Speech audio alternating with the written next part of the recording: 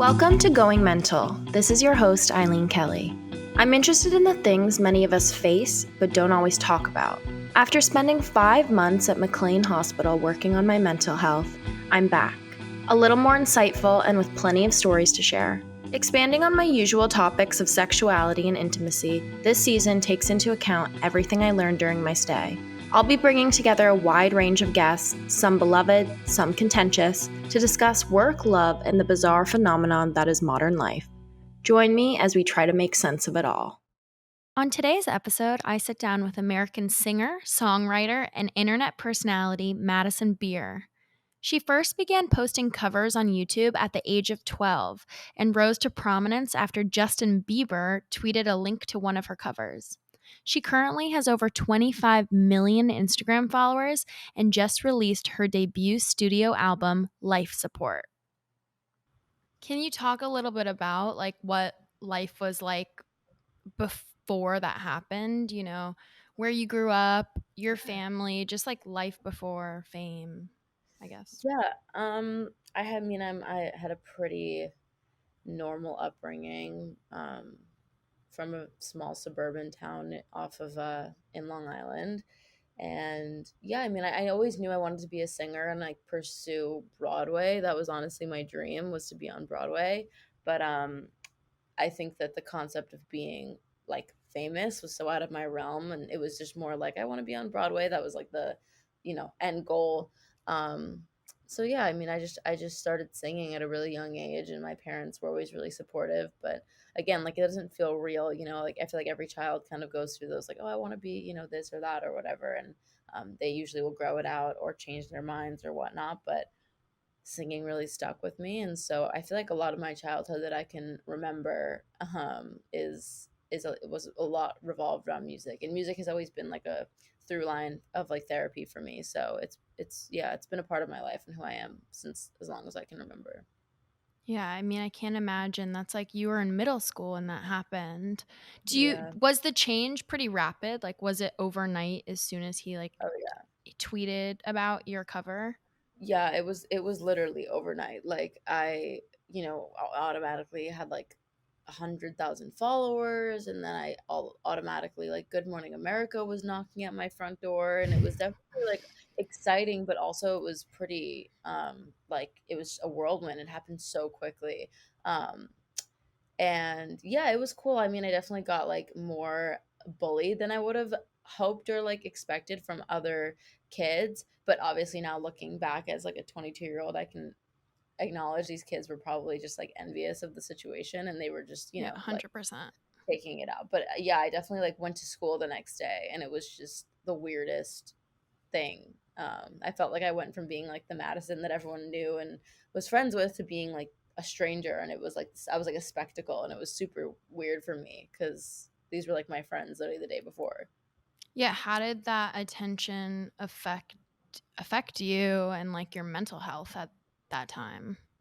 Um, I think I didn't really realize how it was affecting me because I was so young, so I couldn't really like grasp how it was taking either a toll on me or like helping me. I genuinely didn't think about it like that. Because at this point I had never really like, even acknowledged that I like struggled with anxiety already and like all that kind of stuff. So I would say that now looking back, it definitely took a negative toll on my mental health in a lot of ways. But I think that in the moment it was fun. I wouldn't trade anything for anything. I think that it's a tough like dueling, like it's just weird because like half of me is really grateful and obviously super excited that I was given the opportunity I was, but the other half of me is like no one should be that exposed or famous at 12, and like you're not ready and you don't even know, left from right essentially. So I feel like it was a bit too early, and I feel like that's the one thing I maybe would have been like, let's pump the brakes for a little bit. But yeah, we were just all excited, in the moment you're just excited, and my parents were just it's just an exciting thing and an opportunity that your child who their dream is to be a singer, obviously you can't turn down. So yeah, I don't fault anyone, but I think that now all of us together can look back and be like, maybe it messed you up a little bit down the line. Yeah, or like happened. And also, I'm sure just it happening so fast and relatively like overnight is like Yeah. such a strange phenomenon that I feel like not a lot of people experience. Yeah, it definitely was pretty weird. I couldn't really relate to anyone but Justin basically because he started when he was super young. So he was kind of like the only person I could really talk to about this sort of thing and he would understand on the level that he does. So yeah, it was definitely interesting. It definitely aged me quickly. Hmm. Made me a very mature child, but yeah, it was weird. So did you finish out like middle school, high school on Long Island? Like when did you move to LA? Yeah, so this all took place at like the beginning, middle of seventh grade, and I got pulled out of school like within a month of Justin posting about me, and I was homeschooled from seventh to 12th grade. Okay. How was the experience of being homeschooled? I mean, it was definitely a culture shock, like I'm from like standard, just like hometown where you have like a friend group of like, 10 girls, like from like birth. That's been like my crew. And um, it was weird. It was again like this kind of double-edged sword where like I was so excited that I was being given this opportunity, but it was hard because I would go to LA and I would do work and then I would come home and I would feel like months had passed where I like wasn't involved in my friend group anymore and they had like moved on with their lives and especially when they went to college that was like super trippy for me. But but yeah, I think that it was needed and I actually think I learned a lot. I really struggled in school prior to being homeschooled. I was in like pretty much every support class possible. I would fall behind really easily, but when I was homeschooled, I actually like passed with like flying colors and did really, really well because I was able to focus like one on one. But yeah, so I think educationally I did better, but I think that it definitely like diminished my social skills a lot. And I still to this day have trouble relating to people my age and talking to people my age. And I get pretty intimidated by like especially like young groups of girls. If I see them out, I get pretty like intimidated Like by. socially anxious? Yeah. Yeah, yeah, it definitely like kind of puts me off a little bit. I don't know why, but I think it's because it's just a reminder. Like obviously there's as human beings like we think about these things where it's like when I went home this one summer and it was like their senior year of high school, that thought of just like, wow, I really missed high school and they're going to college and there's like I'm never going to get those years back. I'm never going to get the high school experience back. And it was kind of like a hard pill for me to swallow. And I don't think I had processed that up to that point. And I remember specifically there was like one party that I threw at my house after my friends like kind of were about to graduate high school and they were like all talking about the colleges they were going to and I was like, wow, so it's really like over, like I really like missed that part of my life. And it's it's as sad as it is, happy that I had the experiences that I had. So it's weird. It's kind of a weird thing that I still to this day I'm like unsure how I feel about it. Yeah, I mean, I think that makes a lot of sense. Do you keep in touch with a lot of people from your hometown? Like, are you still friends with any of those Yeah, girls? yeah, I try to. I speak to them occasionally. Our lives are just so different that it can be tough to like relate in Relate, certain yeah. ways. But yeah, but no, we still do keep in touch, and that's family at the end of the day. Like I literally have photos in diapers with all of these girls, so yeah, I love them all dearly. But it's another part of it that can make you feel sad because it's hard for me sometimes to go home, and I feel like I have so many different things going on that I wish I could like relate to going to a frat party and like that's like what they want to You're talk like, I'm about. about to go on tour. Yeah. I'm like, I don't even know like what that means. Um, so yeah, it's weird, but it's also it is what it is, I guess. Yeah, I think I try to remember, like, or keep myself sane by, like, everything happens for a reason. Your 100% trajectory is unfolding, like, for sure. the way it's supposed to. Yeah, I think that's for sure like how I look at things too. Is I'm like I really wouldn't. I've been asked the question of like, oh, if you could go back in time and change anything or like say anything or do anything, what would you do? And I'm like, honestly, the only thing I would do is like hug my younger self and be like, hang in there, kid. Like you got this. Don't worry. And like don't let yourself get too tripped up in the nonsense of it all. So I wouldn't. Yeah, I really wouldn't change anything. I think that's great. So congratulations on your debut studio album. I mean, I love it. There's so many bops on there. Thank you. I I sound appreciate I sound like a it. grandma saying Oh my bop, God, but no. Thank you. Thank you. um I love to karaoke your songs at home. My like best friends could tell you that. Oh my God, thank But you. So I feel like a lot of the album is really talking about your mental health struggles and like experiences, also like toxic relationships. Do you feel like music has provided you with an outlet to express like your mental health struggles? Yeah, absolutely. I think that like music is the best place for me as of now to express these things because it can be hard for me sometimes. I kind of like ramble and do run on sentences or whatever. So when I go live, I try to like hold myself back a little bit because I'm afraid of like slipping up or saying something that I maybe don't want in the public yet or whatever, you know what I mean? So with music, I can really like maybe there's a topic that I really want to cover and I can be super analytical with like each lyric and each line and say exactly what I want to say, get the messaging like ideally perfect. So that's like definitely been the best place for me to express myself sonically because I feel like it's just like black and white versus on a live stream or versus like in an interview it can be hard because sometimes things get misinterpreted and it's a conversation so it's like on the fly you're thinking of things but in music it's definitely much easier for me to collect my thoughts, I think. Yeah, that makes sense. And also, I feel like if you struggle with anxiety, y- like speaking on the spot can be Yeah. so nerve wracking. I mean, I personally fucking hate doing like anything live. Yeah, it can be really scary and I've been kind of like I don't know, like don't want to use the word traumatized lightly, but I actually really have been like traumatized at this point by the internet because I've been just like clips and snippets of me on live or whatever have like gone viral or like will be posted on TikTok and it's just a completely different like they'll cut the question out and they'll cut the end of my answer out and it'll take this tiny little chunk and then make it sound like I'm some like vapid idiot saying something ridiculous and it's hurtful because it'll like literally go viral and then all these comments are just like dragging on me and then it makes me want to crawl back into a shell. I'm like I don't want to go live and talk about things ever again because I just feel like I'm always on the defense mode. I feel like I'm like waiting for something to come out or be attacked or people to, talk shit. And it's unfortunate. I wish that like, the internet was a little bit more like understanding with certain things. Yeah.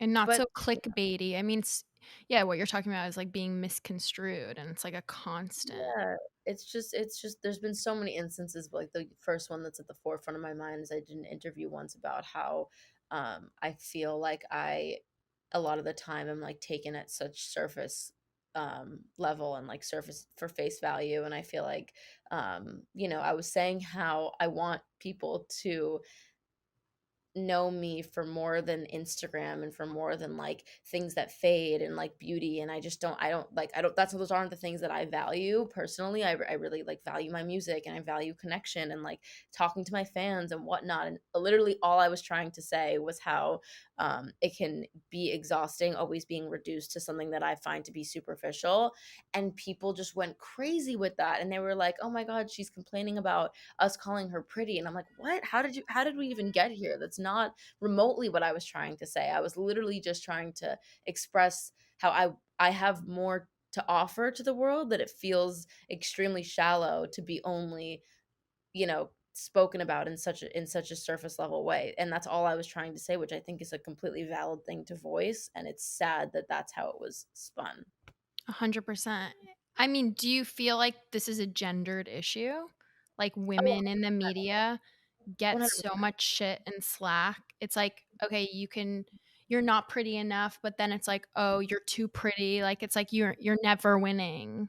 Yeah, it's really like I saw a TikTok recently and I was like, what the fuck do you guys want me to do? Like someone posted something and was basically saying that they think that I'm not relatable enough because they think I'm pretty. And then also they were saying that I like the comments were saying, well, like I've seen her without makeup on before and she doesn't live up to the like Madison Beer standard. And I'm like, so if I don't wear makeup and I am myself, I'm not living up to your expectations, but if I do, I'm doing too Trying too hard, yeah. right, and it's like, I was, like, so baffled by this concept that I was like, I'm just a person trying to, like, function in reality, and I just don't understand why it's now like, oh, okay, so like I can't wear too much makeup or try to look pretty when it's like I'm a girl. I like having fun and putting on makeup and getting dressed up and like wanting to look pretty, but I also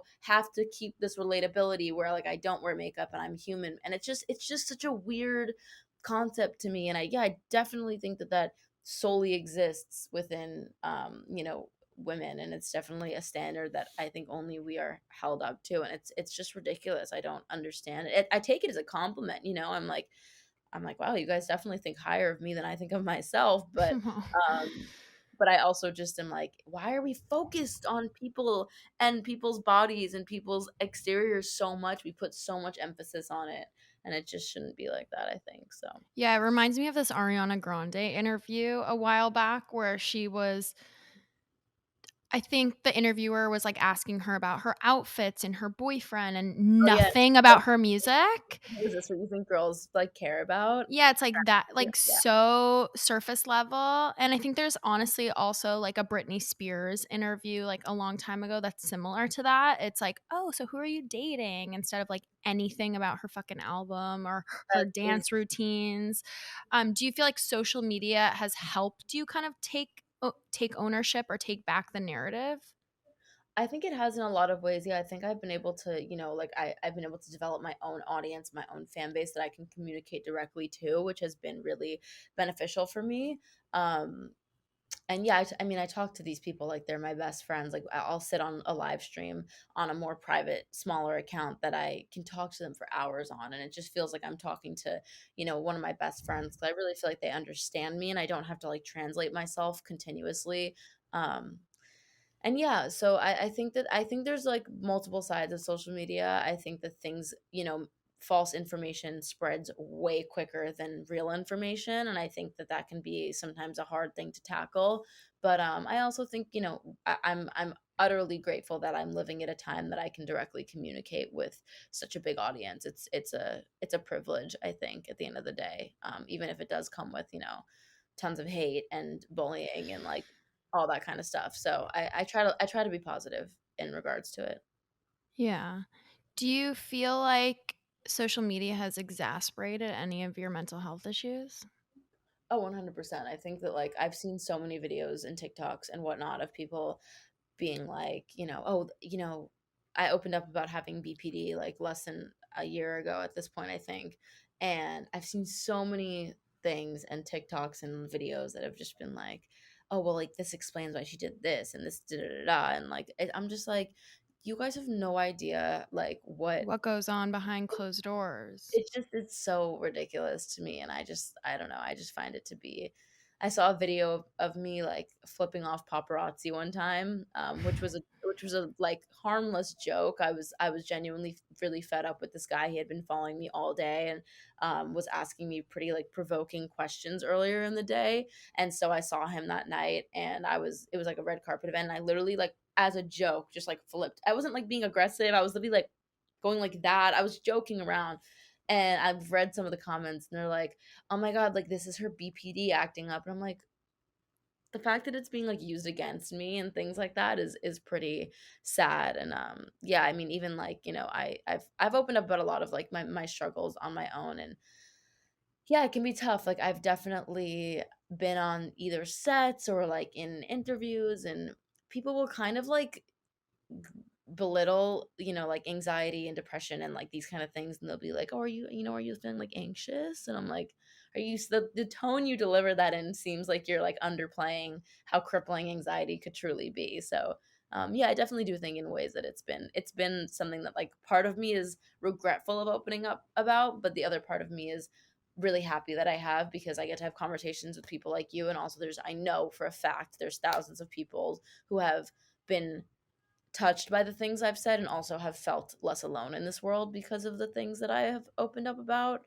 The first thing I ever really like touched on was I celebrated a year clean of self harm, and I like that was the first thing I ever like kind of opened up about, which was dark or like whatever. Wasn't like the most like sugar coated thing ever. I was genuinely just straight up like, this is what happened, and yeah.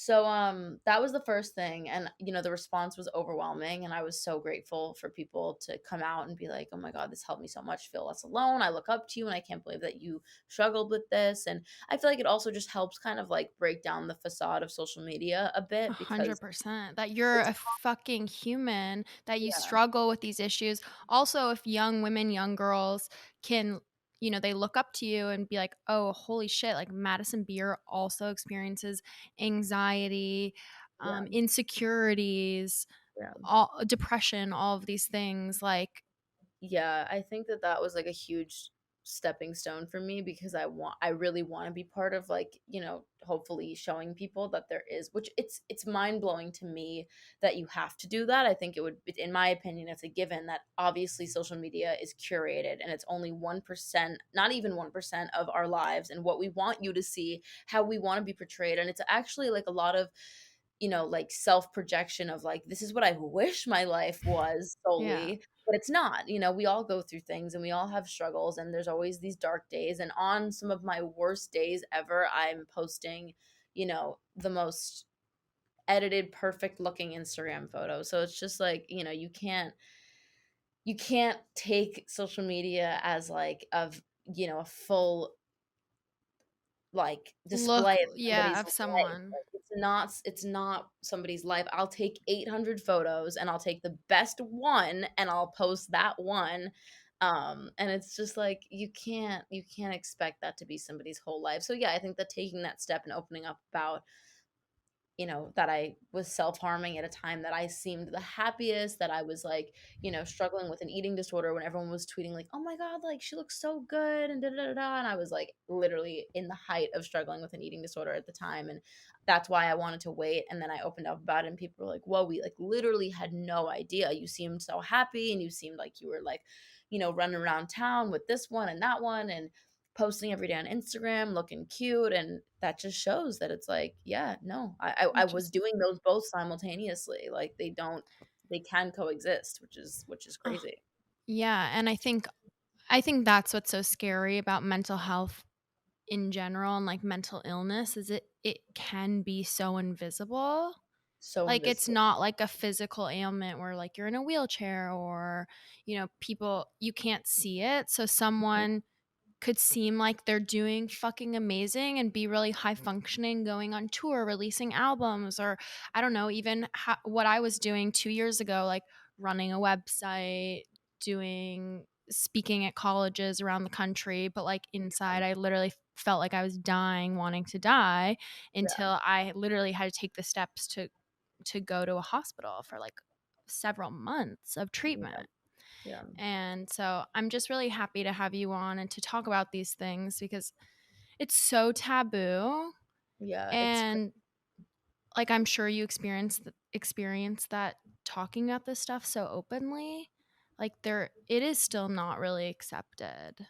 Yeah, it's tough. I've had conversations with a lot of people in the industry, and I've just been like, so if I were to call into work and be like, "Hey, I have a flu. I can't come in." You wouldn't question it. You'd be like, "Okay, stay home, no problem." But if I were to call you and be like, "Hey, I woke up this morning with like such bad anxiety. I feel like I can't breathe. I am going to like take the day to myself." You would still to this day be looked at and be like, "Come into work. Yeah, Don't yeah, be you're ridiculous. lazy. You're You're being dramatic. You're making excuses." When it's like it's just so wild to me how stigmatized it all is. And I'm hoping that we're going in a better direction, and our generations underneath us are being raised with these. I mean, I know that when I was even in middle school, like I didn't have the term anxiety in my vernacular. I had no idea what that meant, but I knew I felt something, but I didn't know what it was. And every guidance counselor or therapist would just dismiss of it. And yeah, it's really tough. And I feel like, looking at my Instagram or looking at something like that, you wouldn't be able to ever tell that. I don't talk about that like daily on my like grid or whatever. But it's places like this where I feel like safe to, open up about it because I feel like it's going to go to an audience that actually is going to listen and care. Whereas I feel like my followers, there's a lot of people who I don't think would care at all. So that's why it's been kind of hard for me. I've like tried to figure out the best way of opening up about these things while also maintaining like privacy and like not, telling it to people who I feel like are gonna only like nitpick and write headlines and like run with things, because there's also certain things that I've never addressed publicly because I am not at a fully healed or like ready place with it. And I feel like, that's my own like personal experience or traumas that I have to work through on my own. And then I can go and open up about them. Like I feel like with mental health stuff, I made sure when I decided to open up about this stuff that I was like ready and that I was at a place that I could confidently talk about them and talk about my experiences wholeheartedly. Whereas there's certain other things that I'm just like not ready to open up about. So, I think that's yeah, so fair. yeah, And not subject yourself to the onslaught of attention that you know is going to come with it. And it yeah, and just seems the like, questions. It's like I don't want to be. There's certain things I just don't want to be like pried at or poked at, and things that I'm still just pretty like raw about. So, it's just being aware of like, especially after opening up about my mental health struggles, I've now become someone who like in every interview it comes up and like it's something that I talk about openly and candidly, which is amazing, and I'm so happy that people actually want to talk about it. But at the same time, I've also now planted that concept in my head of like, okay, well, if you open up about this, you might become kind of like a poster person for that. And it might be something that you have to talk about continuously. And then that thought is like, nope, well, I'm not ready to talk about that. So we're not going to be doing that just yet. So, I mean, I think yeah. that's good to know. I mean, that just sounds like you have strong boundaries or have developed them, That's which been a huge part of like my therapeutic process, has been like developing strong boundaries that are like really, set in stone, that I don't waver for anyone or any reason, and I stand by like, my self and the things that I know that are going to make me comfortable. So, yeah, no, I've definitely, that's been like a huge part of my healing process in general, has been just like setting boundaries and not letting them be crossed. can you talk me through a little bit of your therapeutic process? Maybe like, I don't know, for listeners who aren't familiar with borderline personality disorder, what it is, what people don't know about it.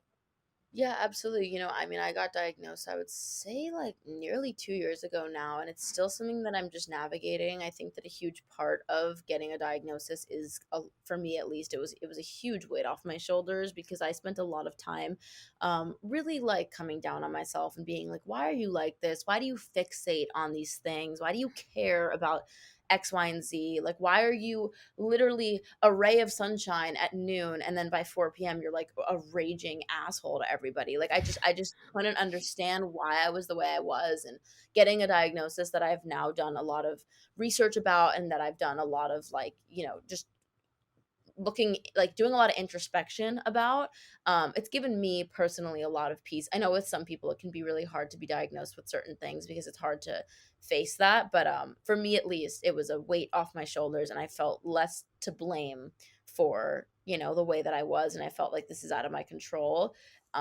So yeah, I mean, BPD is classified as a personality disorder, but in recent years people have kind of started to like change that, because they feel like it's a little diminishing, because it's not necessarily just a personality disorder, and there's a lot of things that come with it, and it has a lot to do with like, a lot of it Brain usually develops. chemistry.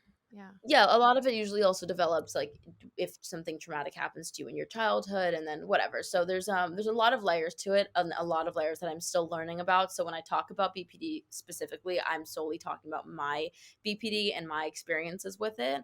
Um so yeah, I mean, it's been pretty interesting, and I started going to therapy, I mean, when I was 7, when my parents started getting divorced, but going to therapy for myself when I was like 15 or 16. I was really struggling, and that's when I started to like dip my toe in the world of like getting a diagnosis, and like trying to maybe like even approach that idea.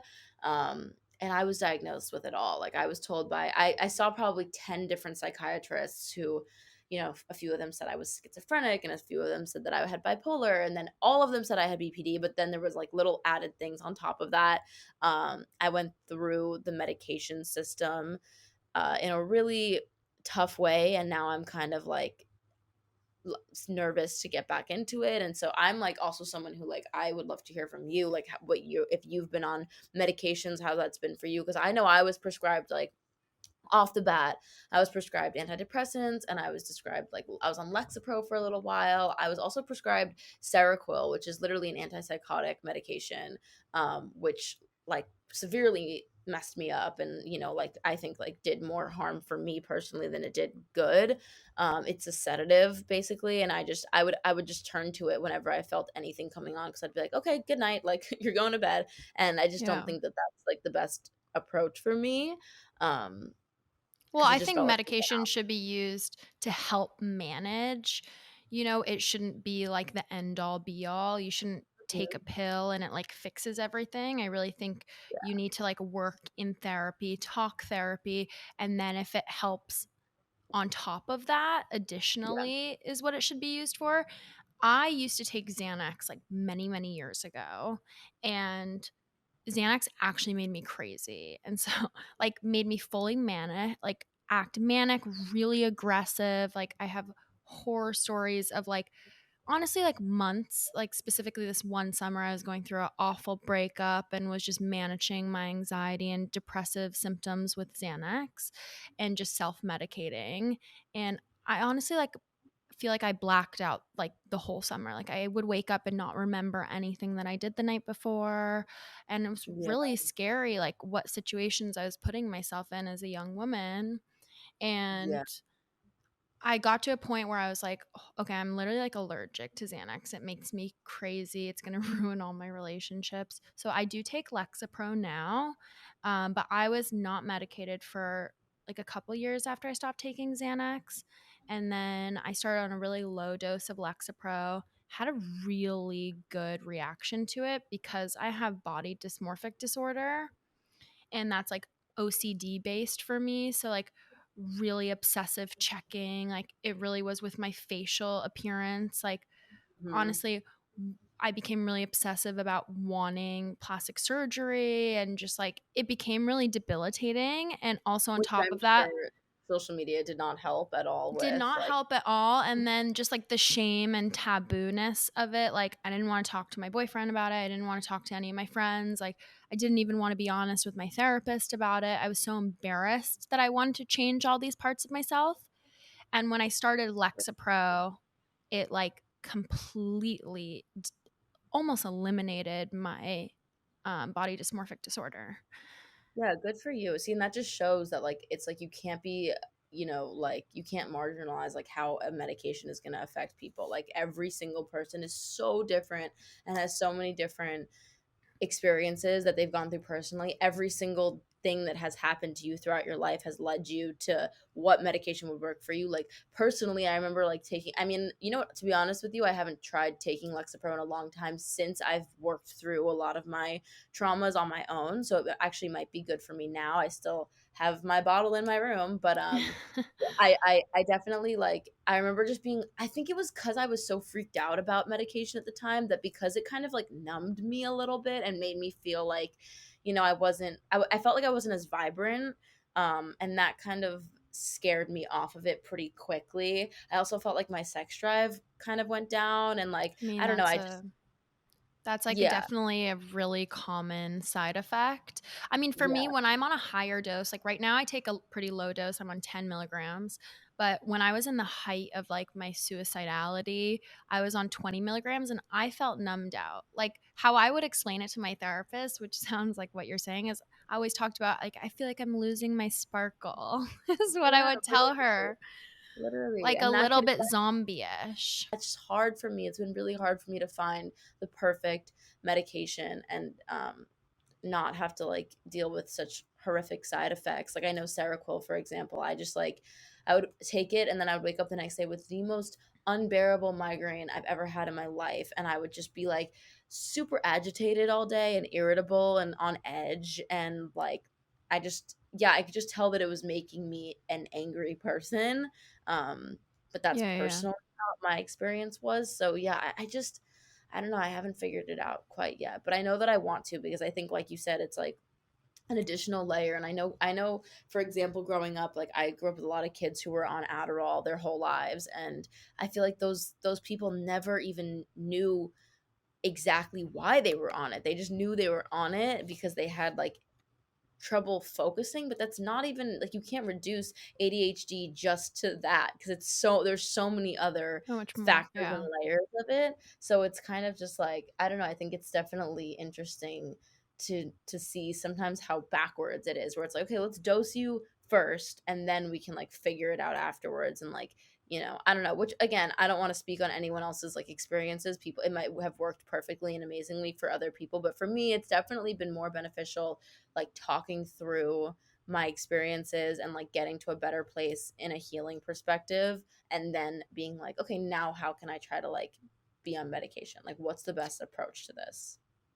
Yeah, I mean, I think that's really smart. I think it is a trial and error. I randomly just happened to have a really good experience with like the first antidepressant I went Amazing. on. And like, even my doctor was like, wow, you reacted so well to this. Like, you should just Mhm. stay on it.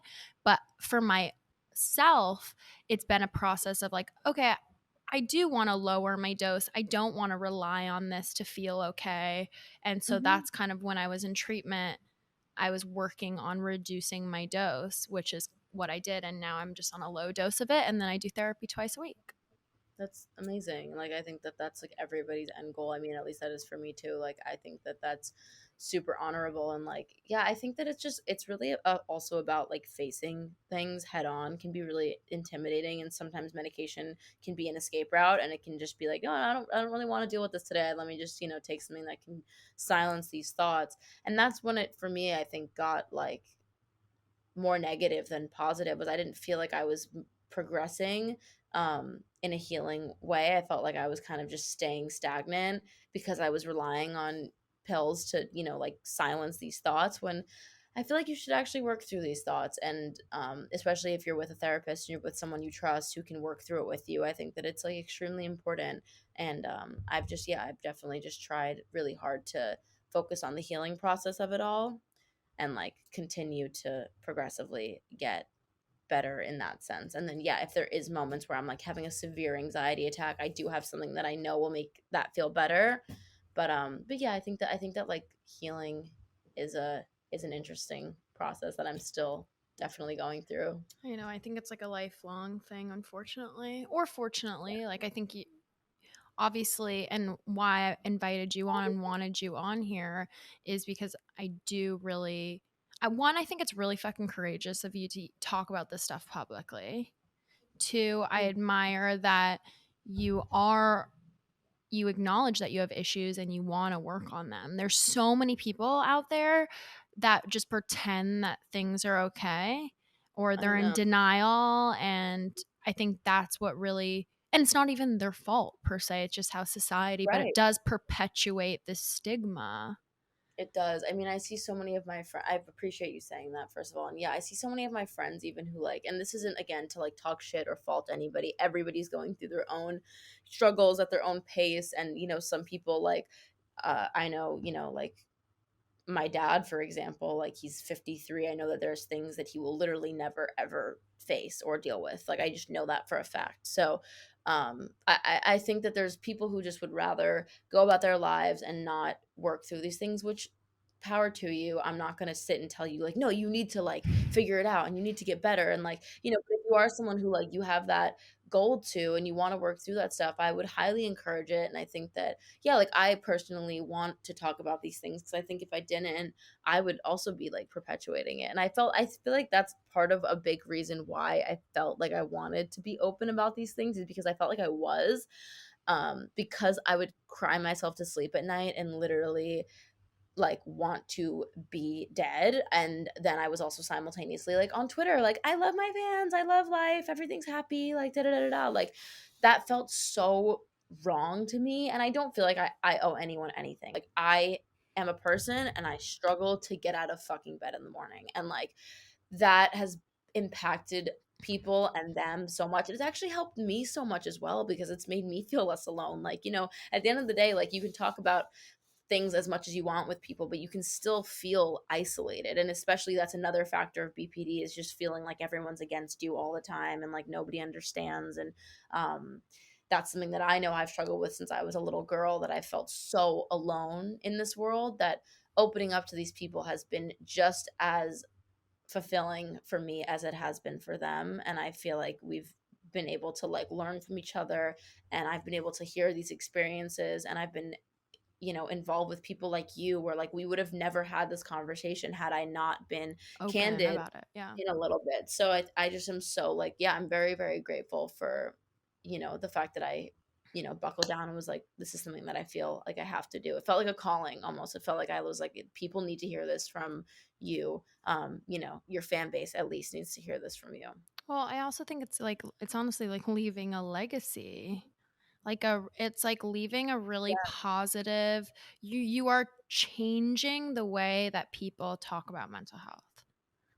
That's all I could ever want, like I really hope, like, once everything restores, hopefully I want to go on like I did a little run that I went to a bunch of colleges and some high schools, and I spoke just about like life, and they were able to ask me questions and stuff, and I feel like now I could actually do one that's revolved around mental health. And I mean, if it was up to me, there would be like how there's a sex ed class in every school, which obviously that needs a ton of work as well. But I feel like we need like also a mental health class and course in schools. And I think that would be so impactful and important for people to feel like they could go to a classroom and have other classmates who are struggling and like feel less alone and whatever. It's a whole separate thing. But I hope that eventually soon I can go on like a little mini tour around the country and just talk to people I candidly and think that would openly. be amazing.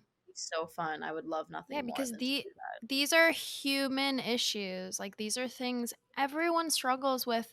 Even if maybe you don't have debilitating depression or debilitating anxiety, like everyone's felt sad. Like people experience loss. We lose loved ones. It's part of life. And like no one really teaches us how to deal with How to those navigate. things. Yeah, no, it's nothing that I feel like you're never really.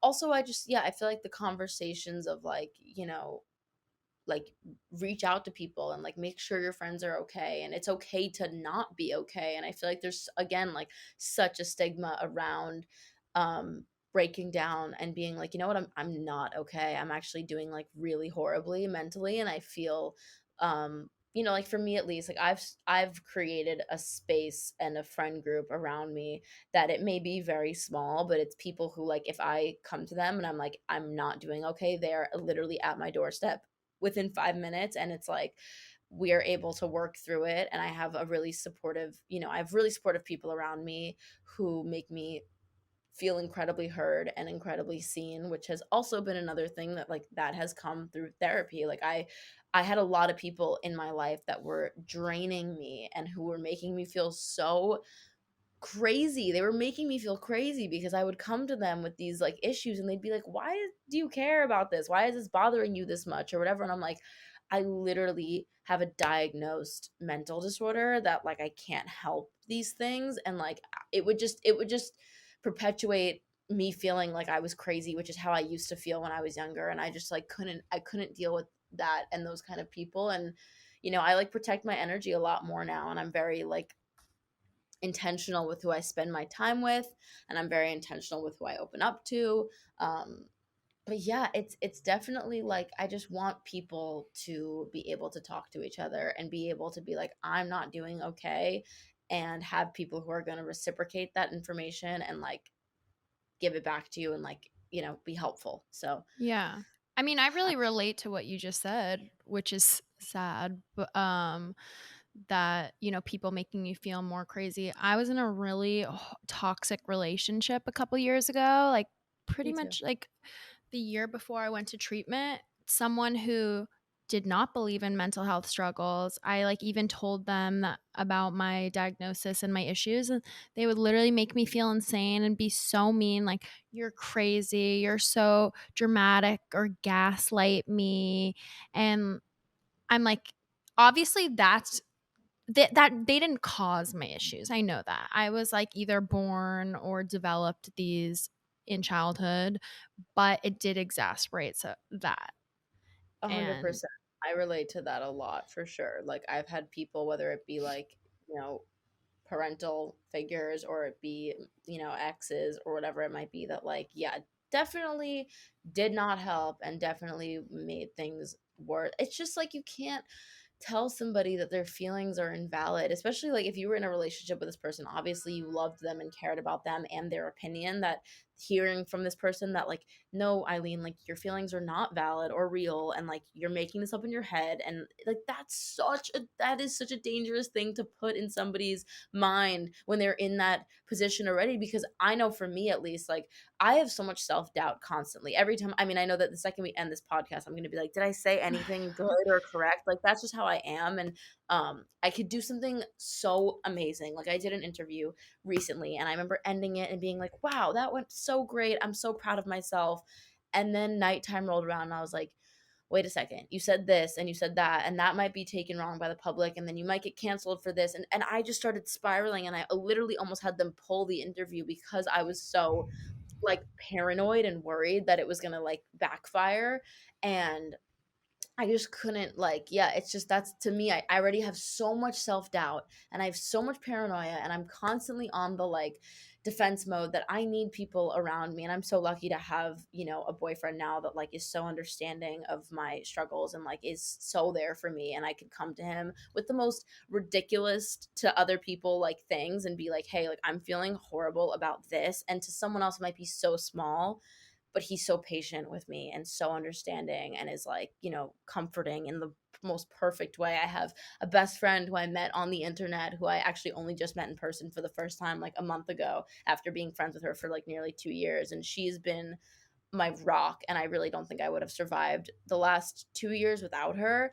And like, yeah, it's just like creating this environment is really important. And like, get anyone who even for 2 seconds like makes your feelings feel invalid the fuck out of your life and like just so far away from you, because it's not worth it. Like there are people out there who will understand, and who, you know what, even if they don't understand, they'll try to, and they'll try to empathize with you and like level with you, which can do so much and can go such a long way, especially for someone like me who feels like I'm already wrong when I open my mouth. Having someone at least be like, hey, like just so you know, the way that you're feeling is completely valid, and like I would feel the exact same way. And maybe I don't know how it feels because I'm not in your position, but like, you know, like you're valid in what you're feeling, and that's Yeah, and so I'm that goes here for such a long you and I support you and I love you, and that's such a long all we way. need at the end of the day is you just want someone who's there for you. Yeah, truly, that's literally all that it is. And it's sad that, you know, we have to, I mean, you know, it's that's another thing where I go back and forth between like I wish I didn't date certain people because obviously they put me through like horrendous shit. Hell But at yeah. the end of the day, like thank you for showing me what love isn't, and thank you for showing me what I don't deserve. And you know, like it makes me value other What you people who are, have. yeah, it makes me be like, wow, like I know that there are people who are that shitty out there, that I'm so grateful to have you who's like so understanding and empathetic and kind and like loving to me as much as you can be. And like you try to understand even though you don't like, this is, you know, like my boyfriend, I don't think ever even heard the term BPD before I told him that that was my diagnosis. And like he's someone who like he struggles with anxiety alone, and you know, having we learn so much from each other. And like it's amazing to me that someone, you know, like him, and you know, my friends who don't have really, they don't have any diagnosis, is whatever it might be, like they still try to understand, and they're so protective of me. And like, you know, there's like certain things like that are extremely triggering for me, and there's like it's literally like 5 words and also like 5 things, like, and it's like these are things that like cannot be said in front of Madison, cannot happen in front of Madison, and if they do, it needs to stop immediately. And like it's been so amazing for me to have that, because I remember there was like a time one time where like one of my main triggers is having the lights shut out on me, like being in the dark, and I'm like petrified severely of the dark. And I remember I was like with somebody in my past, and they had known about this, they had known why that was my fear, they had known why this was a huge trigger for me. And we were, I forget where we were somewhere like public, maybe we were at a party or something, and the lights went out, it was pitch black, and I shut down immediately. I fell to the floor. I was like shaking, trembling, crying. And they were like, you know, you that was so embarrassing. Like, why did you do that? That was so weird. Like, everyone was looking at you like you were crazy. And I was like, yo, like, I can't help it. I'm sorry. Like, whatever. And obviously, this person is not in my life. And then I now remember, like, there was a time recently where I was doing an escape room with my friends, and the part of the escape room was like they literally had to put us in a room that the lights were being shut off. And my boyfriend was just like, hey, like we can't do this part of the escape, like he said that to the woman. He was like, we can't do that part of the escape room if we can, like, change it. And she was like, no, like that's part of it. And he was like, okay, well then we can't do it. And I was just like, thank you for, like, finally someone is like, I Like don't need on to be my the side, yeah. like understands and isn't looking at me like, oh come on, like suck it up, let's just do it. Like, it's not a question. It's like, no, this is a trigger for my girlfriend and she's not going to be put in that situation right now. And that's like goes such a long way.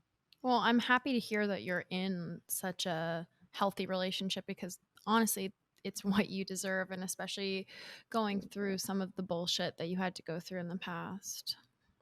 Yeah, no, you too. Like, I think that that's like, it's, yeah, I think we all deserve that. But I think especially people who have been just like so mistreated, it's like, it's like there is someone out there. I know how, it feels to be in such a shitty position that I'm like, I'm so grateful to have someone who finally doesn't make me feel like, I'm Well, out of my my ex would drive me cuckoo loco with Instagram, like liking mind. girls' photos. And this is when they used to have that feature. I was Oh talking my god, about where you this, could look at the where you could see following what they're page. doing, and it would actually drive me crazy. Uh-huh. But, like, understandably, and then I would ask him, like, "Hey, why are you liking this girl's photo?" Or, "Are you talking to this person?" Like, "Why are you looking at that? Why are you stalking Why do you my s—" care? It's Like, like, yeah, "Why do you care? You're being so crazy." Just, like, so gaslighting. And so when I got into this relationship with my current boyfriend, I was really upfront and transparent. I was like, "Listen, I'm really sensitive to this because I've had bad experiences in the past." Like, my boyfriend did end up cheating on me, like, and then lied to me about it for your gut months, like, instinct is never wrong, babe. Your gut yeah, instinct literally, like, doesn't making me lie. feel so crazy. So I'm like, yeah, I'm hypersensitive and more hyper vigilant, and I'm sure it does come off kind of crazy and annoying, but this is why. And he's been so great. He's like, I won't like any other girl's photos, or if you're insecure about it, like you just tell me. And it's such a different narrative. I'm almost like shocked when he doesn't push back or gaslight me. I'm like, Right. Oh my wait, what? You're understanding? I'm god. not No, crazy? Like, because this we've is been what a conditioned. relationship is supposed to be like? We have been conditioned to thinking that we're like, and it's, again, that goes back to what we started this conversation about. It's like misogyny and like girls being labeled as like the crazy girlfriend. It's like, it's actually not so fucking crazy for me to not want my boyfriend's name on other females' photos. It's not that crazy. I think that there's Or, like, so in many her examples. DMs or texting her? There's so many examples. Even I got into an argument with one of my friends recently because he was like, "Yeah, my ex girlfriend was so crazy," and that's the biggest red flag to me. If you're running around calling your ex girlfriend crazy, like you're probably fucking the biggest asshole ever. Yeah, like, So what'd I you was do to make her seem right, crazy? like she wasn't just crazy by default. You probably cheated on her and instilled trust issues in her. So now she's even more on edge. He told me that basically she was crazy because she called him 85 times when he was out one time. And I literally was like, well, why did she call you 85 times when you were out? And he was like, well, like she just didn't trust me. So like she just would always harass me. And I was like, why didn't she trust you? He was like, well, because she caught me like texting, sexting essentially with my ex one time. And like I was like, oh, I was like, okay, so she caught you basically like emotionally cheating on her, and now she's overly protective and insecure when you're going out without her and she doesn't know where you are. I was like, that makes sense to me. And I was like, she's not crazy. Don't call her. I don't even know this girl. I was like, don't call her crazy. She's not crazy. Like, I was don't like, fucking call her yeah, I was like, crazy. don't fucking call her crazy. Like,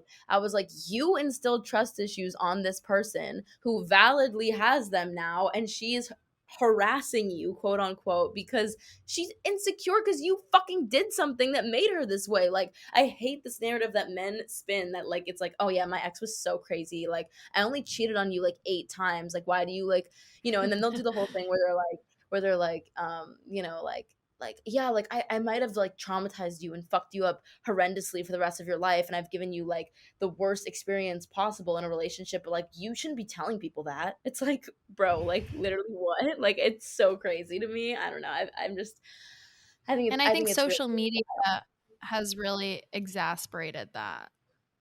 oh 100%. Like, Yeah, it's do you compare yourself to other girls on, like, Instagram? that's the thing is I think that people like it's very funny to me that people think I'm immune to that, and I'm just like I sometimes can't even like use TikTok because I'm like, I will see a girl who like, I saw a video recently where this girl just like literally propped her phone up and she was like wearing a bikini. And I was just like, she is so much skinnier than me and she's so much prettier than me. And I'm just like, and I literally sat there and I was like, started automatically going down a route. And this was so like subconsciously too, which was why I thought it was so scary when I like kind of came to. I had gone through like 20 browsers of like pills and like dietary plans and like how to lose weight in like a day, like, or like how to de-bloat, like all this kind of stuff. And yeah, I sit and like rip myself apart all the fucking time. And I think that it's interesting that people think there are certain people who are immune to that. And I'm just like, no, like I am extremely insecure a lot of the time. I think that that also goes back, and this was something that I learned in therapy, and it was extremely eye-opening for me to hear from my therapist this, but like being signed and discovered at 12, you are taught, and those are your like peak developmental stages where you're learning to like self-validate. And if some guy at school doesn't like you back, like you can go home at the end of the day and be like, okay, but I'm okay and it's fine and da da da da. Whereas for me, I was taught, not only at 12 for my whole life, but when I was 12 specifically, social media obviously exacerbated that a lot. But like when I was a kid, my whole life, it's like I have been taught to externally validate and externally validate only. And like that has been a through line in my life where it's like, like I put so much emphasis for so long on the way that I looked and the way that I appeared that I felt like I was losing who I was inside, because I was like, like, well, it doesn't matter what people think about me as long as they think I'm pretty, which is so wild for me to say out loud now because I'm at such a different place where that's the last thing on my list I care about. But I was taught to externally validate at such a young age that I think it became ingrained in my mind that it was a competition, and that like anyone who was remotely a competition or a competitor was like, I was like, I hate them. I was so insecure. I would like literally spiral. I would stalk people for hours and hours and hours. And I would, definitely just be like, oh, she has this that I don't. And it would drive me insane. Bananas, yeah. It would really Yeah, I drive me relate to that. Definitely like, gone down the rabbit hole of like so toxic, just like stalking on Instagram. Like there's I always literally gonna feel be like I can't out stop. there. It's like almost addicting. Like It is. creating that turmoil and anxiety for myself became a cycle that I perpetuated. Yeah, oh, 100%, me too. Like, I have a time limit on all my, like, social media apps now, but, like, I used to sit and sit and sit, and I would just drive myself out of my mind, comparing myself to people, and I would feel, like, so worthless at the end of it, and I would just feel like, because like, we live in a time that it's impossible to not find someone who's prettier than you. Of course, there's a million trillion people out there. Like everyone is on social media. You're going to obviously stumble across someone who, let's say you're like, like right now, like your obsession is like, oh my God, I want like a little bit of bigger boobs. You're going to find a girl who has the perfect rack and you're going to be like, oh my God, she's so much prettier than me. I can't believe this. Like my, boy. And then you start thinking like, oh my God, I hope my boyfriend never sees this girl's account or whatever. And there's so many layers of thoughts that end up creeping into your mind. And there's always going to be someone out there who has something you don't. There's always going to be someone out there who you could look at and be like, yeah, I think she's prettier than me. And that's another thing that I kind of have tried to be like really persistent about, is like, you need to try to focus a lot more on your internal and your heart and your mind, because that shines through no matter what. I don't care how pretty you are, if you suck internally, you're not it. So it's like, I think putting more focus on yourself and your heart and things that you genuinely care about will go such a longer way, and that will shine out and that will make you more beautiful. And also just like I really believe that everyone is beautiful in their own way, and everybody has their own features that are unique to them. And it's just like, yeah, comparison is the thief of fucking joy. And like you can't get in that mindset. And like I said, there's always going to be somebody out there who you can compare yourself to and get down about, and that's why you just shouldn't even do it. You should be able to look at another person's beauty and be like, wow, she's stunning, but so am I. And they don't take away from one Doesn't another. need to be. Yeah, I mean that's fucking amazing That's another thing advice. It's about being just a so woman. hard to stick to it. It's Uh-huh. hard, but it's because we were raised as females, and it's like as women, we are literally raised that like everything is essentially a beauty pageant and a competition. Like literally, that's like what our lives are. Is like you want to be the prettiest girl in school, and you want to be the prettiest girl on the team, or whatever. Like that's at least my surroundings growing up were always like Or you wanna get the emphasis attention from on the specific guy, yeah, and you don't want him to yeah. yeah. How do It's like you that emphasis. how do you deal with that pressure and, like, the pressure to be perfect and look perfect? Like, what I've coping skills have you developed? I've definitely just like stopped really doing that. Like I think that it is hard. There are times that I feel like, if I go out like this, I'm in sweats and a hoodie and no makeup, like I still feel beautiful because I have developed a beautiful relationship with myself, but I also have this voice in the back of my head that's like, if you meet a group of teenage boys, they might go back to their friends and be like, I met Madison Beer today and she did not look the same, and like she looked fucking, tired and messy and whatever, and it's like that is because, children, I don't constantly look like my Instagram photos. And it's, like I think that yeah, there is days where I look exactly like that. And it's like, I can go out in the world and feel like, oh yeah, I can meet anyone and I know they're gonna think, oh, she looks the same, and that's another layer that's like so new to society, that's like living up to your Instagram, which is weird. You know, not feeling like a catfish. I mean, I swear Yeah. that's what sparked my body dysmorphic stuff and the surgical or like wanting surgery and like being very obsessive about that was feeling like I don't look like I do in my Instagrams and having really obsessive thoughts of yeah, being a People's like catfish. judgment. But Like that's like I think that goes a lot. debilitating.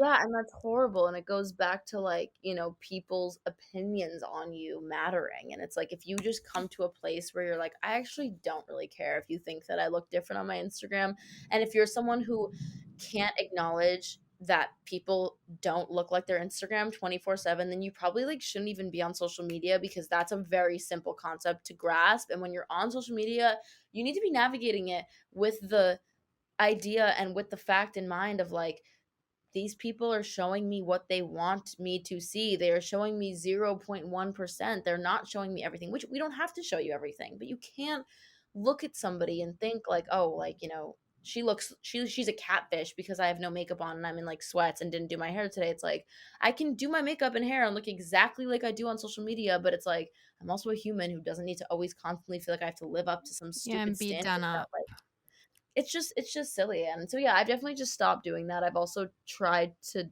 do things like this like in my most natural like state, so it's like I don't want people like thinking like I'm never like this, which is so I just think it's so stupid. But yeah, I mean there's so many layers and factors, and I think that it all just goes back to like even you being so like obsessive with that stuff. That's because like you're looking at your Instagram and it's like you're posting, like I'm sure you're the same as me, where you're taking 1,000 photos and you're Oh yeah. picking the best one, and you're like at an angle that's not a natural angle. Like, I know if I take a selfie, I'm like all the way up here and I'm like, working the lighting and Or I'm working honestly, the I used to edit like some of my shit too. Like all my yeah, friends and I of used to. yeah, I think everybody has. And it's like, I think that once you get into that mode of like feeling like, okay, like this is the most perfect version of myself that I'm creating, it's obviously going to be hard for you to like feel like you can go out in public like with no makeup on. You've created this, and it's not your fault. That's the thing, is like I sometimes when I talk about this stuff, I'm like, yeah, but my Instagram, if you looked at it right now, like I still am only putting out the best photos and I'm only putting out like my best moments. But it's because it is hard to open up to like all of your followers. I think it's easier like on your story to open up about these things, and I've tried to do that in a curatedly way, like curatedly. I don't know if that's a word. In a curated way where I posted on my story. I think it was a couple months ago where I like showed a photo of me on New Year's when I was like dressed up to the nines and I felt like I looked super hot and I was into it. And then that night ended up with me literally like inconsolably sobbing myself to sleep because I got into a huge fight with my ex-boyfriend.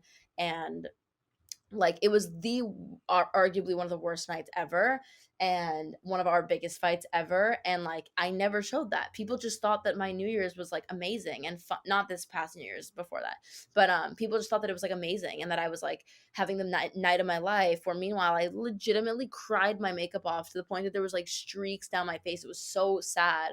And I posted that recently where I was like, here's what y'all saw, here's what I The saw. And I also reality. posted like, yeah, like I was in, like in late 2018, 2017, 2018, I was really struggling with acne, like really severe acne, and I never posted that. I was never open about it. I would like smooth out my skin in every photo that I would post, like make sure there was not a pimple in sight.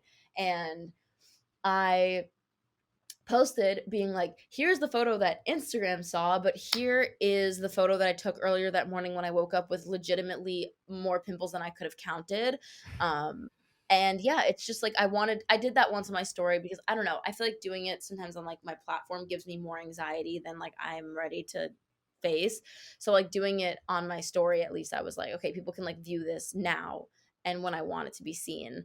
And it helped so many people reach out to me and they were like, yo, that was so, even those three photos back to back just really showed like social media is a facade and it is bullshit. And yeah, I hope to continue to gain the courage and bravery to do those things, but it can be still really scary to open up and show like your vulnerable side to people. People are 100%. judgmental, People are and especially so like nasty online. people are so mean, and especially someone like me who's like I've been getting told to kill myself since I was 12. Like I literally am like always on the defense, and I'm always like I don't want people to like, and I'm someone who people have constantly like I don't know, I also don't want people being like, oh my god, she looks so like ugly and da da da, and like yeah, that's again goes back to how I was taught as a child to validate myself was my exterior worth, and I'm trying very hard to continue down that path of like getting away from that and not being as hyper fixated on something that I do find to be superficial and I don't think that matters, and beauty does fade, and I think that like the more emphasis you can put on yourself as a good person who's caring and understanding and compassionate is it goes a lot further than looking hot. The stuff on the outside, yeah. Do you read a lot of your comments? I feel like I hear that coming up a lot in Yeah. this conversation. Yeah, I do. I mean, I try not to. Obviously, I think that it's a lose lose always. Um, but yeah, I mean, I do. I won't say that I don't. I do, and I try not to get too sucked into it. Actually, you know what? I'll take that back. I don't read my comments because I think that a lot of my audience has switched into fans, not haters. So a lot of people who are commenting, I also limited my Instagram. So the only people who can comment have to follow me. So if you don't follow me and you're like want to go and hate, then you can't. Oh, So I it's like didn't if you're even know you could do that. yeah, only people who follow me are allowed to comment, which I only did because I'm like, if you are going to go out of your way and follow me to leave a hate comment, then like I actually don't even care what you have to say because like what the fuck. But what I've got, I think TikTok is, and this might end up getting me a lot of hate, but I think TikTok is the most toxic platform we have like ever had. I think that it has been a breeding ground for bullying and hate, and people will take a video of somebody, and I see it every day, and it could be a random person from the middle of nowhere that no one even knows, and it could be a video of them dancing and they're just doing their thing and like in their room, and the video will somehow end up on everyone's For You page, and all of the comments will be so vicious and so disgusting, and people will be saying the meanest things, ripping people apart, making fun of them, and I'll like sit and I'll cry reading these messages. And I've reached out to a lot of random people before and been like, I hope you're okay. Cause I couldn't imagine how it feels to like post this innocent video of you dancing. And then all of a sudden there's a million comments that are literally like saying you're ugly and that you don't like it. It's just so insane to me that people have this urge to be mean to one another. I don't understand it. I've never had that fucking urge in my life. I And think it's because it's behind the screen, so it's like this. No, I don't have that either. I no, think but you have yeah, to be a it's really certain protecting type of themselves. person to go on and troll someone anonymously. Like, you're just bored. But like, I don't think they would say those things to someone's face, is my point. Well, here's how I put it is like to make anyone who's ever gotten hate feel better. I've been quote unquote famous since I was legitimately 12 years old, and nobody, not one human, has ever come up to my face and been like, hey, I fucking hate you and I think you suck and you're this and you're that. Never, not once. And so it's like that says something. And I remember there was a time that I was being heavily canceled online, and For I what? I forget. It's happened so many times that I forget at this point, but I think it was people were coming at me for just something like so nonsensical and like ridiculous, and I was just like, okay, I'm not even gonna engage with this right now. This was years and years and years ago. It's when I was like probably 15.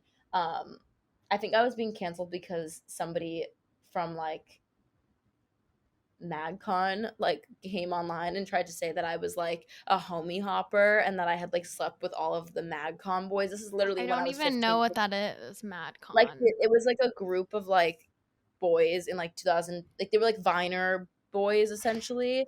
And legitimately, I dated one of them for 3 years and like never slept with any of the other ones ever. And like this one of the boys went on live and like basically said that I like his words were that I was like a slut and that I like slept around with everyone and I was a homie hopper, and I was like, I'm 15. I've never slept with any of these people. I don't know, and I just got ripped apart. And I remember this happening, and like my manager So at the fucked time up. was like, it was so fucked up. It was fucked up also because I was like, first of all, you've probably had sex with like 85 girls. I'm like, I don't give a shit, but like, you're gonna sit and say this about me? Like, what the fuck? I haven't touched anybody. I'm like, what are you saying? And even if I have, why the fuck do you care? Yeah, it's none of And your fucking business. yeah, and he like fully like slut shamed me and like made it like a whole thing and had everybody who was like a MagCon, which at the time like they had a big fan base. Everyone like hated me so much. There was more hate pages for me than there were fan pages, and I was being like severely canceled online. I remember my manager at the time was like, "Hey, go to the grocery store," and I was like, "Why?" He was like, "Go to the grocery store because you feel like the whole world's against you right now. Go to the fucking grocery store. I promise you, no one is even gonna look at you." And no one's going to say anything to you. And I literally did. And I put myself in a very public environment. And yeah, no one said anything to me. No one even looked at me. Nobody cared. It was like life was just still going on. And it definitely helped put things in perspective of like, yeah, it's not the end of the world. It can be really difficult. But what I was mainly getting at was like, yeah, you have to realize like, it's not, it is people hiding behind a screen. These people would not say this to your face. And also, if you have the innate need to bully somebody else, then you need to do some introspection. And I feel bad for you, to be quite honest. And yeah, I don't really, to answer your question, I don't really read as much of my comments as I do comments on other people's TikToks, that even if they might be about me, but not my personal ones. Like there's TikToks I see about myself, and my heart is like, keep scrolling, babe. Don't even stop. But obviously, I'm human. I'm gonna watch the fucking video, and then I'll read the 50,000 comments that each have 150,000 likes, and I'm like reading these comments that are so viciously mean about myself, and I'm just like, oh boy, I'm like, okay, well, that's, a hard pill to swallow, that there's literally 50,000 human beings talking shit about me right now. Like, and then there's like that feature on, the reason I say TikTok is so toxic is because it's like the feature where you can click the comments while you watch the video, and then you can also see exactly how many likes the comment that's being so mean has. And you're like, oh, so not only did you think this about me, But all these people, like, quote 150,000 unquote, people agree.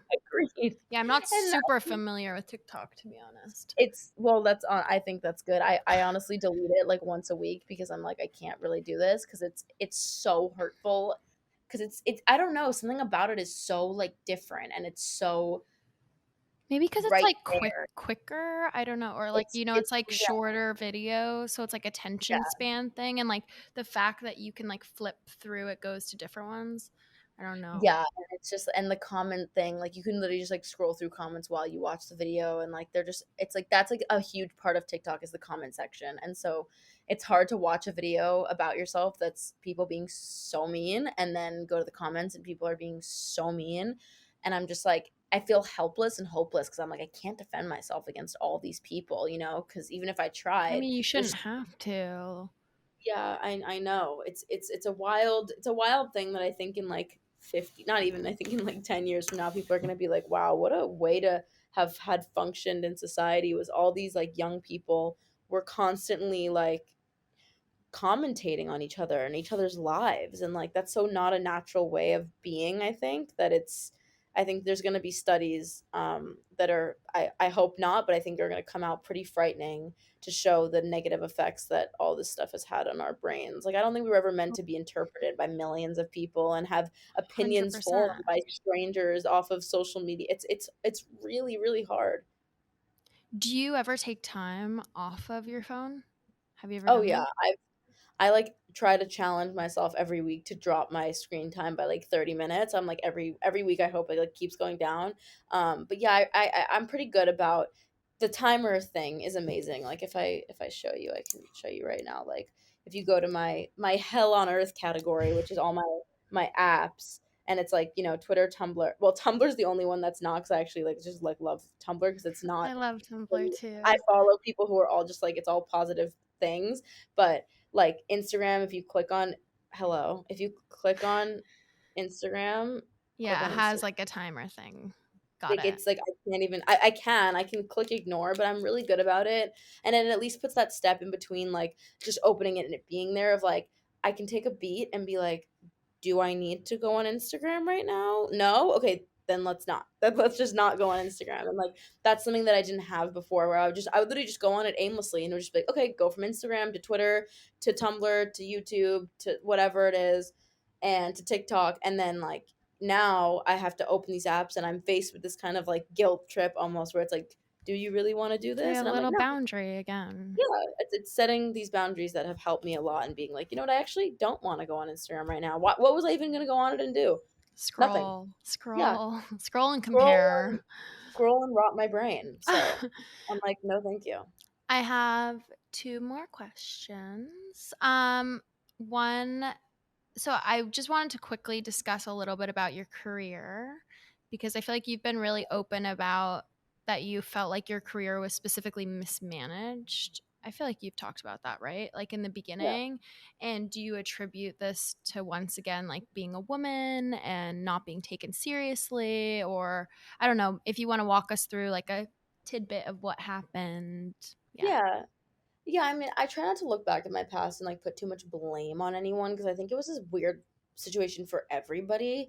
I think being 12 and I got discovered off of singing Etta James at last. Like I loved singing soulful, real music that was like touching and inspiring, and it was a difficult sell, to be honest with you, to go to labels and be like, "Hey, she's 12, but she wants to sing music like this," and people would be like, no, like that's not going to sell. It's not going to do well. That's not going to translate properly. And I was kind of put in a box that I really didn't want to be, which was just kind of like, bubblegum pop kind of stuff, which no hate on that. I just wasn't what I wanted to do. And I felt really, that's when a lot of like, my real hardcore depression started kicking in, because I felt like I was so unauthentic, and I felt like I was really being like kind of, I don't want to even say used as like a cash cow, but I felt like I was just kind of a product, and I didn't feel like I was myself. I felt like I was just this fake, like pop star Madison Beer, where like I'm not, that's not me. Like I'm not this person, and the songs that I was being told to release were not what I wanted to release. But being 12, you're like, you guys know better. Like you guys are the pros at this. You're the label, you're the management. Like I'm not going to sit here and argue with some of the most powerful people in the industry. And again, I really do want to preface, like I don't fault anyone, because I do think that it was a difficult situation for everyone to navigate. And again, this is why I say I maybe just think it would happen too early and I was too young. But Yeah. I think that yeah, it was just, I had to part ways with all of those people from my past, like my label, my management, everybody, because I just, I felt like it was disingenuine for me, and I wanted to be myself, and I wasn't able to do that, and that's fine. And so now being, independent for a couple of years, I was able to really find myself more and my sound. And yeah, I'm very Are grateful you for those happy people. with Are you Yeah. happy with where things are right now and where they stand? I'm so beyond happy, and I'm so proud of myself for like digging my heels into the ground and staying true to what I know and what I felt was right. And there's been a lot of instances, even my recent single Reckless that came out, I had a kind of pretty big argument with my label about it, and they kind of didn't believe in it, to be honest with you. I don't know if this is going to get me in trouble, but they didn't really believe in it, and they wanted another song, and I was like, no, I want Reckless. I think that this is an important part of the story, and I do have this kind of like story that is evolving, and each song is kind of like, now it's starting to like go into this world of my second album, and I felt like it was extremely important, and my fan base proved me right, and they're like killing it, and my song is doing great, and I'm so happy, and it's just, but yeah, so it's like, I am really, really grateful for where I am, because I think that experiencing all those things when I was younger definitely made me able to say no. And it made me able to be like, I know what I'm talking about. And with all due respect, as much as you guys are, extremely successful, some of the biggest people in the industry, like, I value your opinions, but I also value mine. And I was given that from being dropped by my label, being dropped by everybody who signed me initially. Like, I was granted, the strength that I think I needed desperately, which was literally just like, this is me. At the end of the day, I have the ability to say no. I need to know how to say no. I need to know how to stand by my beliefs and what I think is right to do.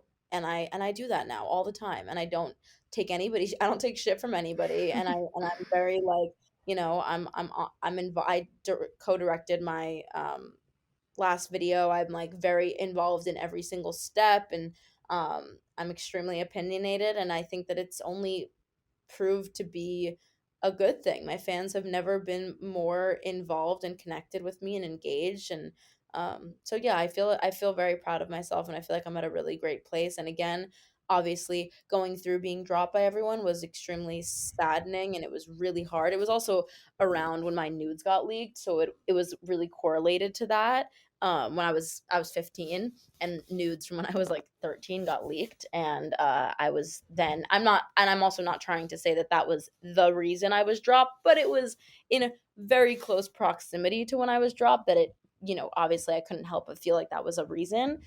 And yeah, it's just all given me the ability to stand by myself. And even in regards of that situation, I put a statement out on my like 21st birthday, because I woke up with a text message from somebody basically tipping me off that there were more videos from when I was 12 being sent around, and people were like, yeah, this is probably going to end up on social media. And I've been crippled with the anxiety of like having these leaked for literally years, since the day they got leaked, because I knew there was more out there, because I was a fucking teenager on Snapchat, which Snapchat was literally, it's an app that is, you send a photo and it disappears. What the fuck else do you think Yeah, teenagers are yeah. doing on it? So I, which is, it's also sick. Like, the more being Well, older, like you're the more, also you were extremely underage. Like that, that's there's the like a issue. whole nother level to this that's like even more fucked up.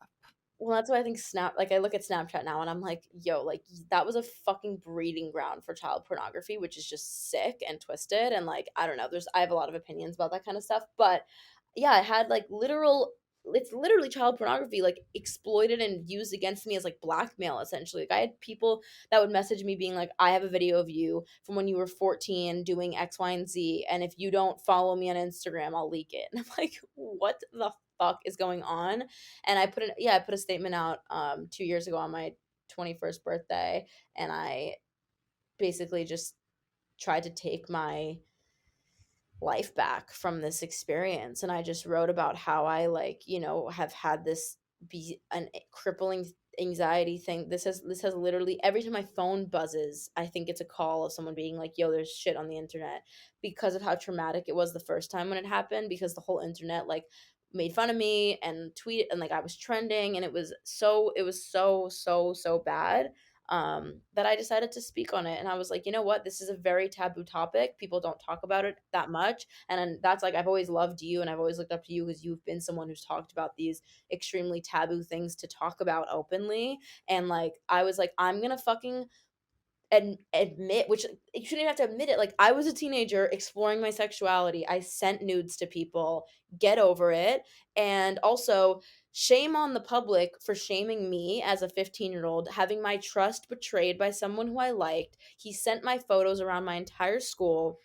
Like, shame on you guys for making me feel so horrendous about myself, because I was a little, like, I was a kid when it came out, and I was ripped to shreds on social media. And I do think that social media has changed in that regard. I think that today, if this happened, people would be less, like, slut Inclined to, shaming, yeah. be a little bit more like, oh, like, she's human, and these are human things. And I was literally like, guys, like, my trust was broken as a child by someone who I liked, and it was sent around my school and then sent around the internet.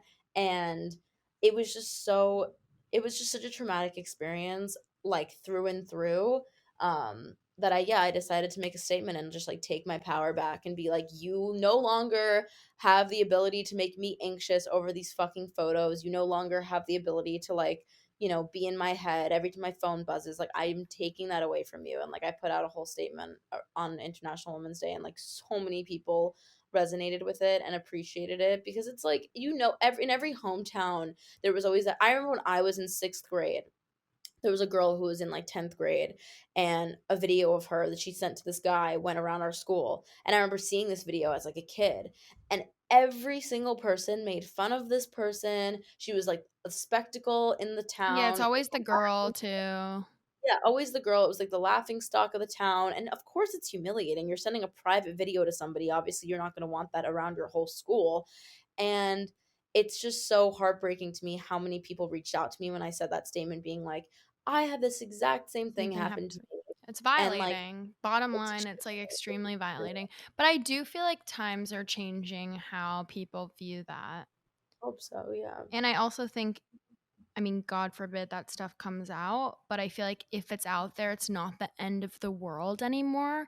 Whereas, like, Yeah. even 10 years ago, like, especially if you work in a corporate environment, it's like Oh, it's say the end of the bye world. bye to like your literally your career, your job. And Yeah, well, that's what I felt like. I felt like my career was over. I was like, people are never gonna work with me and never gonna want. I remember literally Googling, like, what celebrities have had their nudes leaked to try to make myself, like, feel better.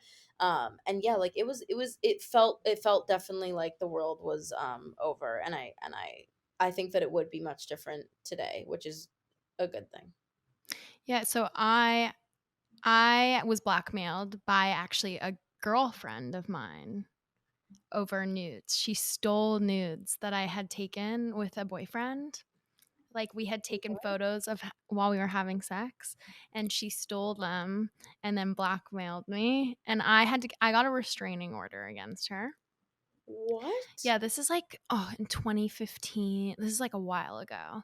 But I remember, like, freaking out, having the same anxiety. She literally threatened me. I'm going to put these online if you don't do X, Y, and Z. And I went to the police. But I remember having this, like, holy shit, my life's going to be over if this gets out. Yeah. And I think my brother actually said this to me, and it really helped. He was like, think about Kim Kardashian. Like, maybe not the best example, but, like, that's someone who had literally had a sex tape out, and look at how fucking successful she is, and, like, how many things she's done where it does feel like it counteracts that sex tape. And, like, she's cover of, I don't know, whatever, Forbes and this and that, Yeah. and, like, product No, I completely lines. get And it did make me feel better of, like, okay, there are it. examples of people who move past this stuff, but it was a Yeah, really and that difficult goes back to experience. but I think that that's, like, also, like, I don't know how, like, when this happened versus when you started being, like, so open about, like, everything to do with sex online. But, like, I think, like, what you've done for, like, the industry, and it in itself has, like, taken away so much of that fear of people, because it's like, we're all human beings, like, we all engage in sexual activity, and, like, these things should not be shameful. Like, we should be allowed to do, like, as a fucking 15, 14-year-old girl, like, I should have, like, it's not shameful that I liked a boy in my grade and I sent photos to him. Like, that's, like, it's a normal thing. And I think that it was really heartbreaking for me to see how many people, like, ripped me apart when I'm like, and then it makes you feel like, "Oh, did I do something wrong? Like, is this shameful, and is this Something's horrible?" And wrong with me, and you go down right, that. but it's like, no, you're human, and it's complete. And that's what I said in my statement when I finally decided to talk about it, was I was like, I'm a human being, and there's no shame to be instilled in me because I decided to like explore my body and send photos of that to my fucking to like my essentially my boyfriend at the time. Like it's just I don't know. I definitely think it's wild. Yes, but like what's next for you? What are you working on? I feel like it's always nice to talk about what people can look forward to.